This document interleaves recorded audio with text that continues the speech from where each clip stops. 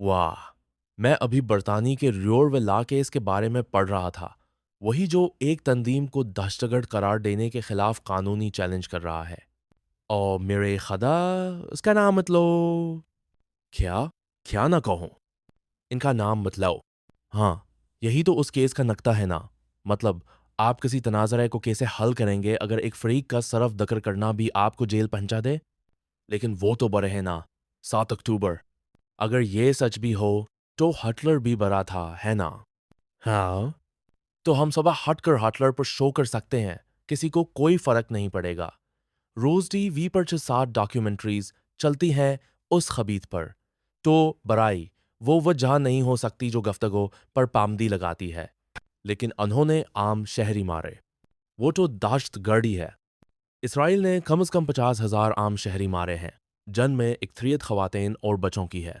हाँ, लेकिन वो कहते हैं कि उनका इरादा नहीं था। क्या आपने कभी गलती से 50,000 लोगों को मारा है? लेकिन वो तो एक जमहूरी मुहज़्ज़ब मुल्क है, जैसे बरतानिया। मैं मानता हूँ बरतानिया ने कभी कोई आम शहरी नहीं मारा, है ना? बिल्कुल, यकीनन नहीं। देखो, मैं फ़िलिस्तीन की हमायत करता हूँ, लेकिन मुझे तशद्दुद पसंद नहीं। किसी को भी तशद्दुद पसंद नहीं होता, सवाए शायद साइकोपैथ के। फ़लस्तीन पर एक सदी से तशद्दुद मुसल्लत किया जा रहा है और बैनुल अक़वामी कानून इन्हें उस तशद्दुद के ख़िलाफ़ मज़ाहमत का हक़ देता है।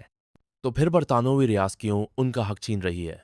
मैं सिर्फ़ अमन चाहता हूँ, ठीक है, हम सब चाहते हैं, लेकिन क्या आयरलैंड में अमन होता अगर बरतानिया ने शिन फ़ेन से बात न की होती?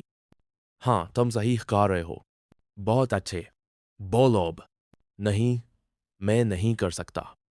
तुम बिल्कुल करीब थे। क्यों नहीं? क्योंकि अगर मैंने नाम ले लिया तो यूट्यूब, मेटा और दूसरे आज़ादी आधार के नकीब मेरे उस खाके को हटा देंगे, मुझे दहशत गर्दी की हमायत करने पर सज़ा देंगे और कोई भी उस अहम बहस में हिस्सा नहीं ले पाएगा जो एक गासिब नस्ल कशी करने वाले रियासत की मुखालफत को जर्म बनाने के खिलाफ होनी चाहिए।